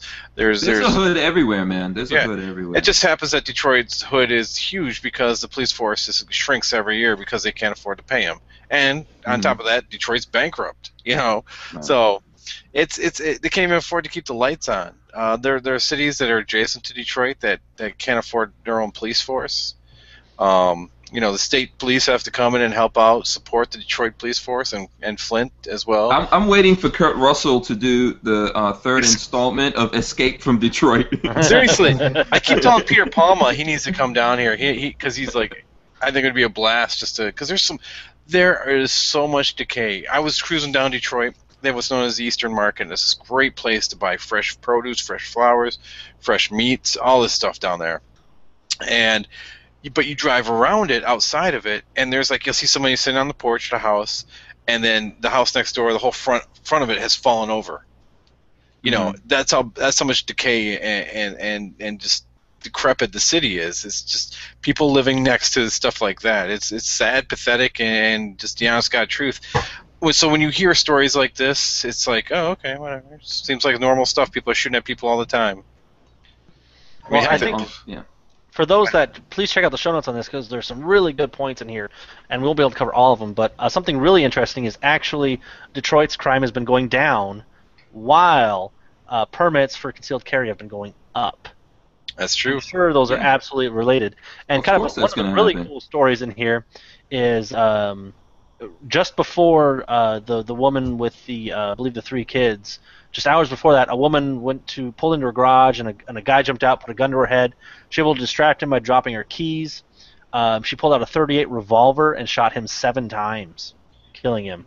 Now, are there 38 revolvers though that hold 7, or did she reload and just to make sure? I think the 38 is a small enough round that it would you can put 7 rounds in there. Quick loader. Yeah. Except she can only afford 1 more round on her speed reloader. Here's the thing, too. I mean, last year, a guy walks into a police station with a shotgun and just starts shooting the police up. I mean, in Detroit, in Detroit. I mean, it was like, and everyone's like, oh, okay, you know. Oh, Detroit. Yeah, that's not a sign that it's going to hell in a handbasket. Right? Yeah. I mean, the former mayor of Detroit's in prison for 20 years, you know. It's crime, and it's generational crime there. So when I went and got my CPL or CCW, depending on where you're from, located, to understand it, there was a line. I mean, there was like people I would not expect to see in this line for getting their permits. It was like old people, young people, but it was in, you know, obviously it's in Detroit County. So, I mean, it was just a lot of older people are getting firearms because they don't feel safe. And that's awesome that they are doing that. But it was just such a surprise to see. I hope once they understand, they start voting commensurate to their understanding of the right to defend yourself, okay? Get rid of some of these people. The whole idea that you have to defend yourself means you've got to save yourself. Yeah. Not just when someone's attacking you like that, but, I mean, you're talking about Detroit is the history of Detroit in America is deep, man. It's deep. Well, one of the big things, too, is you call the police and they never show up. You know? That's because they're smoking crack somewhere, you know? Or sleeping in their cars, seriously.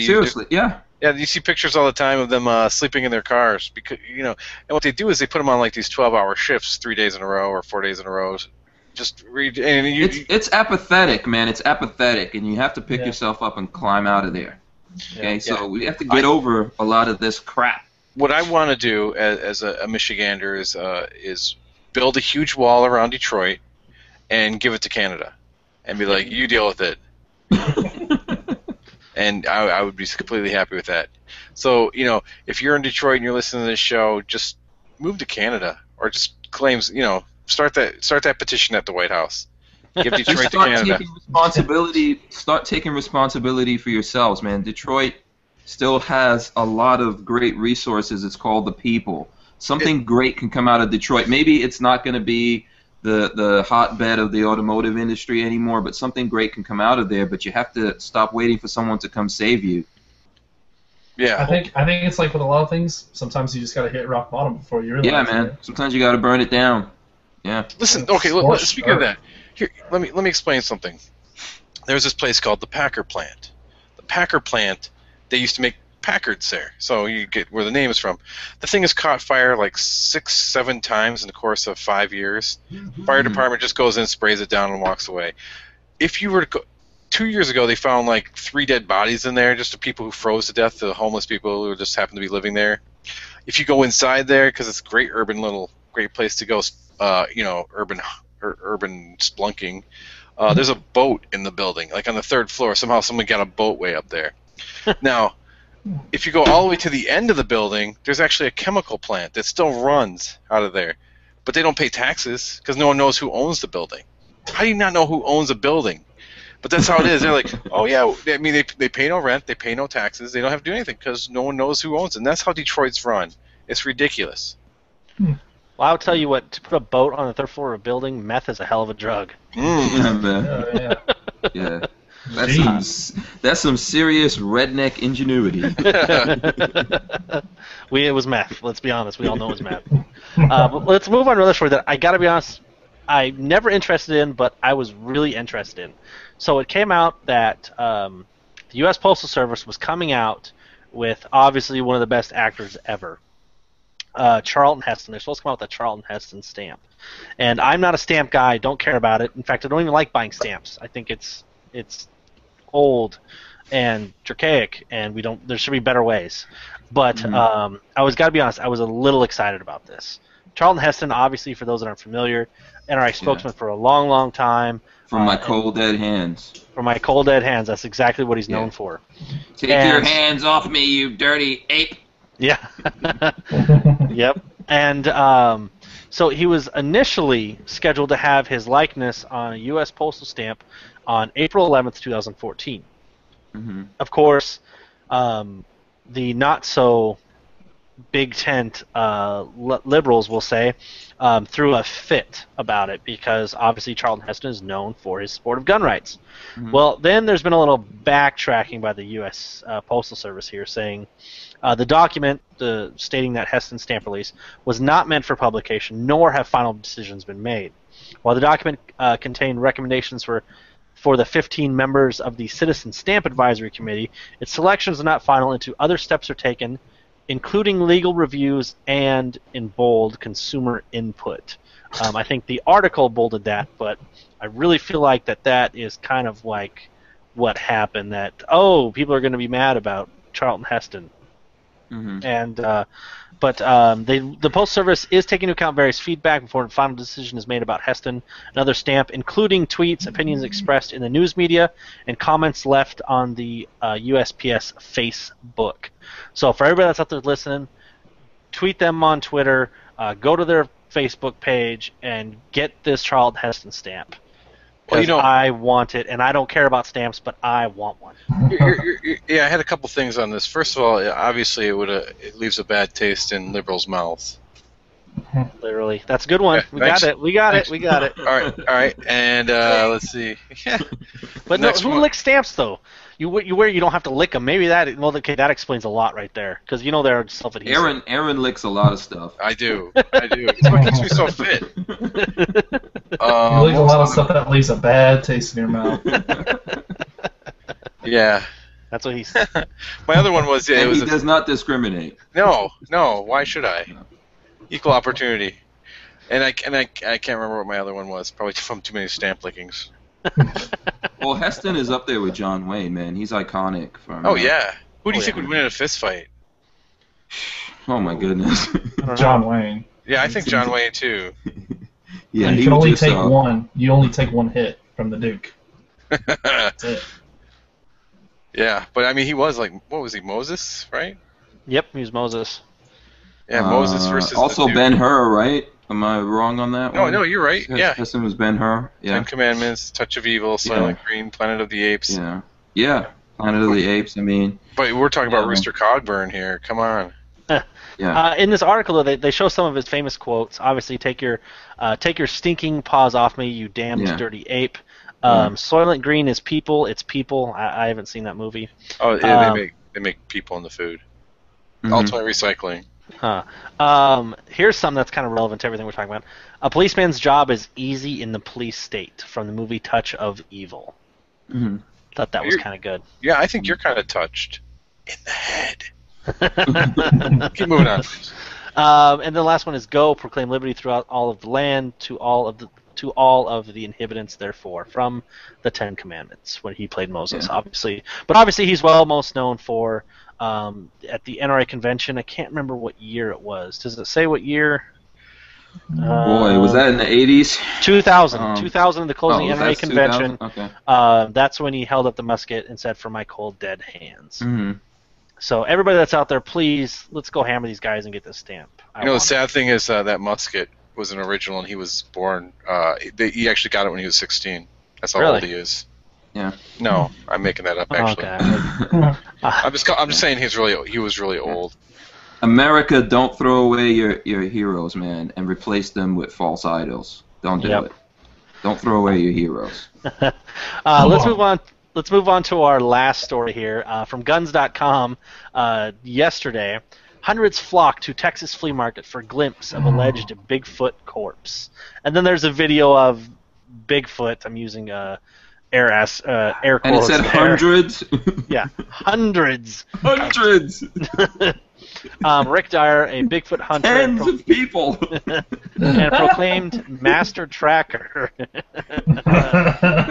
Claimed to have slayed the mythical beast in 2012, and now the body is finally on display at a flea market in Houston. Okay, if you shot Bigfoot, would you go to a flea market in Houston? I mean, come on. Yeah, have you ever been? I posted a picture of Bigfoot on Facebook. Dead or alive? Yesterday. Did you see that? Did you kill him? You have to go look on my Facebook page and find that picture of Bigfoot. He actually passed through one of Eric's videos. Eric, Iraqi vet.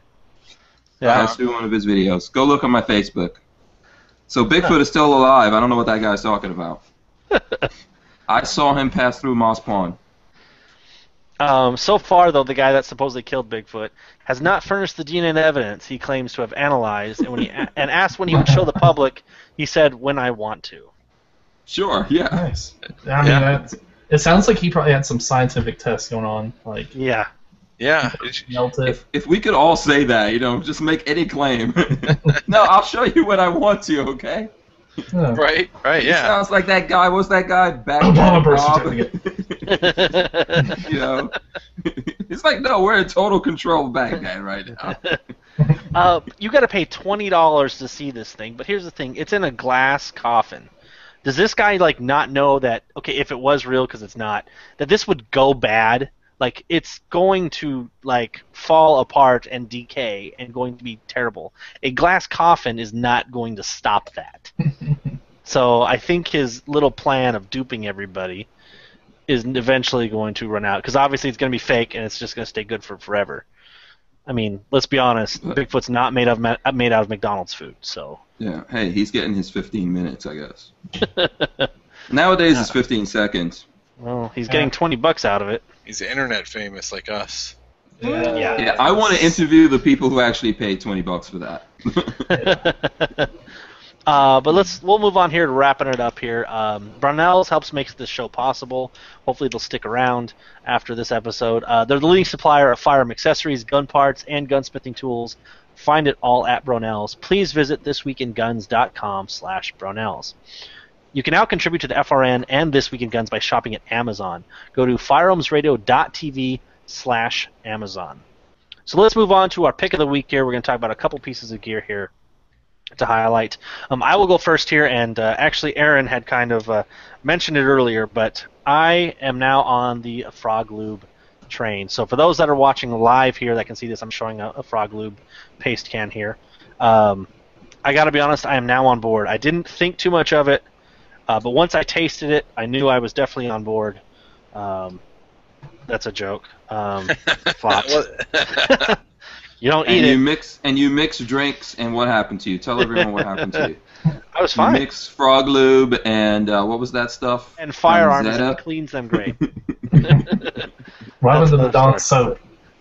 Yeah. But I gotta ask, if you guys have not went and got Frog Lube, you guys gotta give it a try. You may think, oh, it's not gonna. This stuff cleans. It actually does clean rather well. I was a hops guy, and I can tell you this stuff is far outperforming it, hands down.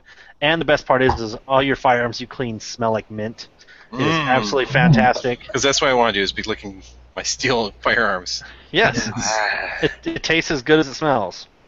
I already do. I don't need another reason. And actually, I actually ordered it from Brownells, and it actually arrived with, this is my replacement for those that can see it live. My first one came in shipping, it got broken up in shipping, and they actually just sent me another one from a cracked lid that it came with the first one, so they sent me a replacement absolutely free.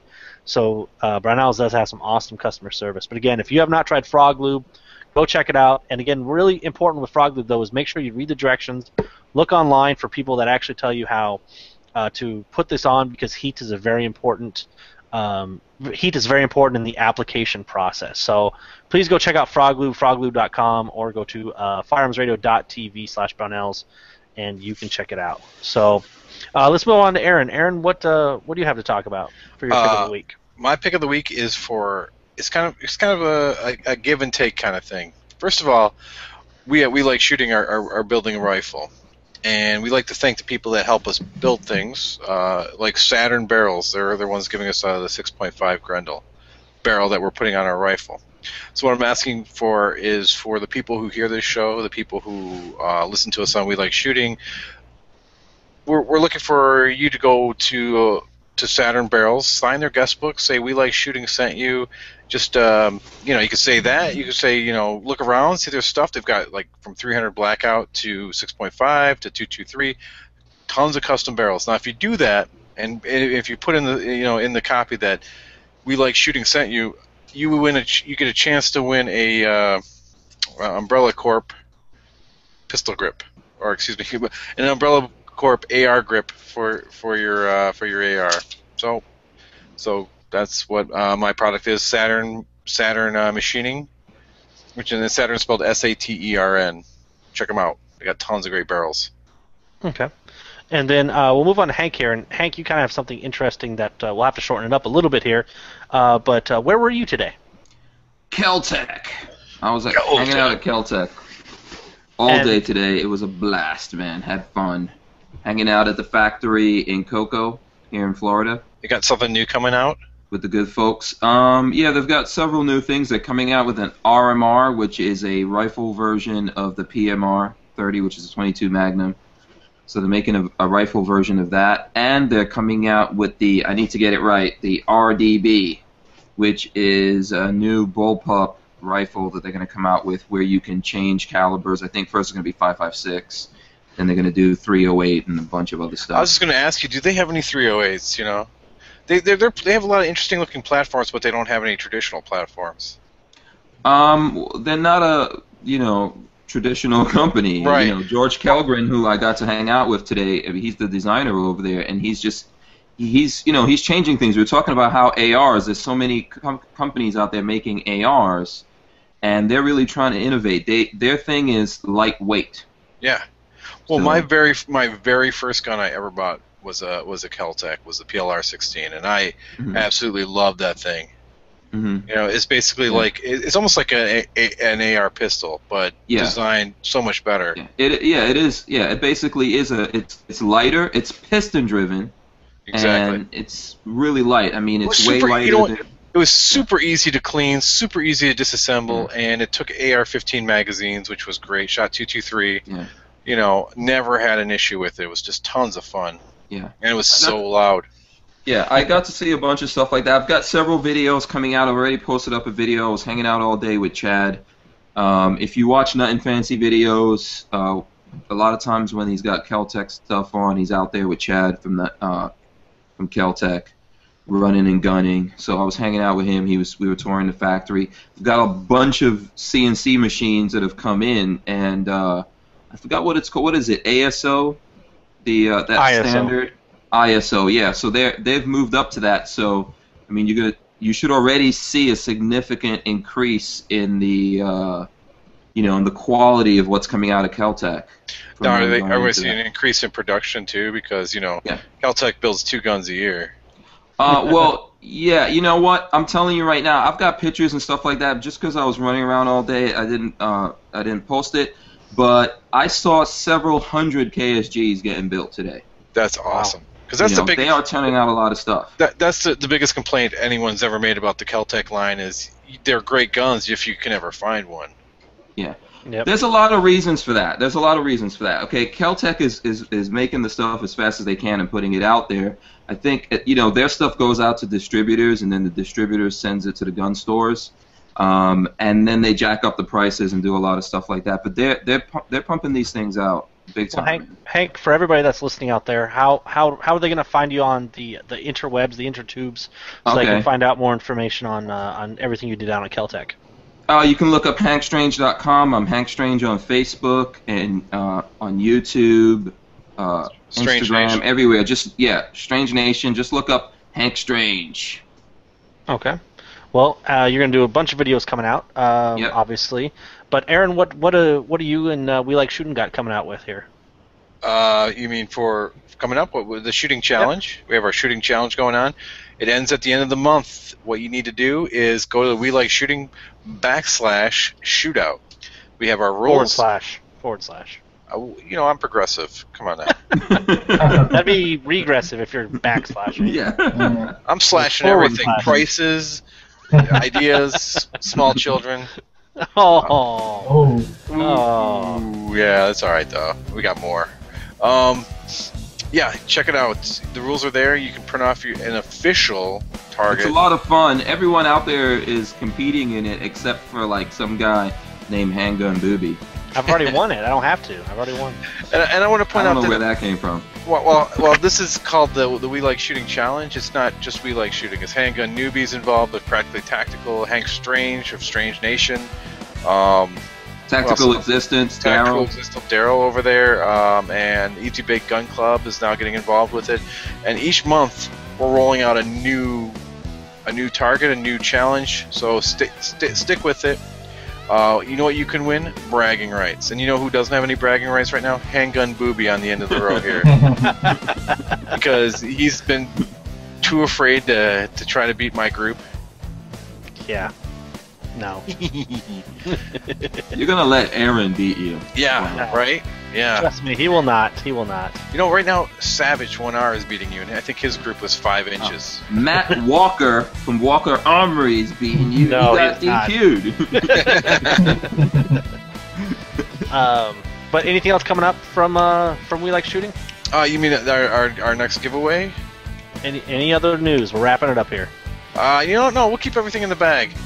Right. But there is a giveaway coming up, I think, by you, isn't there? Nope. No, you're not doing a giveaway that ends tomorrow. Nope. It ends today of this recording. So. Oh, okay. Well, edit this part out, Jake. Wait. There. Now edit it out, Jake. I'll give you a reason to get in there and work it. Is this where we all get Tourette's? It gives him an excuse to come in and just delete that whole section. Thank you. But we'll move on to Practically Tactical here. For those that aren't familiar with us, we're just joining the Firearms Radio Network. There's myself, there's Greg, who's kind of like a part-time host. We've had to make some cutbacks due to Obamacare. But we have Matt from Walker Armory. We're a live show and we're podcasted. So you can go to practacpodcast.com. Our site is slowly getting caught up here. You can catch all of our episodes there. We have about 15 or so episodes before joining FRN. So if you're interested in hearing us talk stuff with Rob Furlong, who had a 1.5 mile kill shot, or 2012 NRA Women's Champion Kirsten Joy Weiss, we have YouTube people like Tim from Military Arms Channel. We have all sorts of people, Dustin Elliman, Peter Palma, all sorts of those guys. So you can go, if you just search Practically Tactical on iTunes, you can find us. So we're going to wrap it up here. Please feel free to leave your feedback by commenting on the bottom of this YouTube video or the bottom of the show notes at welikeshootingguns.com/059. Please leave us a review on iTunes at thisweekinguns.com/iTunes. You can contribute by the show by using our Brownells affiliate link by going to thisweekinguns.com/Brownells and the Amazon affiliate link by going to firearmsradio.tv/Amazon, or you can click the Brownells or Amazon banners on the website. So we thank you guys very much for sticking around with us. Hopefully I will still be on the Firearms Radio Network after the show airs. So Hank, thank you for coming on, my friend. I appreciate it. Thanks for having me. Greg, thanks for coming on. And Aaron, you didn't ruin it, so I guess. Yeah. Next time, I'll try harder. Your mission. Mission not accomplished. So thank you guys for everybody that watched. Thank you guys for listening. Appreciate it. Take care. This has been a production of the Firearms Radio Network. You can find more information at firearmsradio.tv.